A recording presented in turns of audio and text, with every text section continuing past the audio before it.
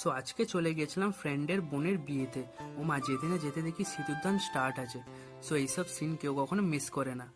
তা আর হ্যাঁ, এদের দুজনকে কেমন লাগছে তোমরা কমেন্ট বক্সে কিন্তু নিশ্চয়ই জানাবে।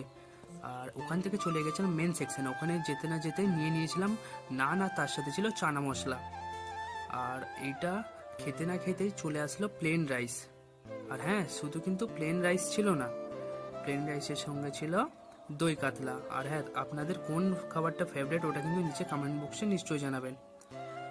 সো এইটা শেষ করতেই চলে আসলো রাইস, আর তার সাথে ছিল চিকেন কষা। আমি আবার দাদাকে বলেছিলাম, দাদা আপনি কিন্তু হাড়ের পিস দেবেন, আমার কিন্তু অন্য কোনো পিস চলে না। আর উনিকে দেখো, উনি নিয়ে নিয়েছিল লেগ পিস। আর এটা শেষ করতেই চলে আসলো চাটনি। চাটনি শেষ হতে না হতে দেখি না পাতে দুটো মিষ্টি। আমি বললাম, দাদা আমার দুটোতে হবে না, আরও দুটো দাও।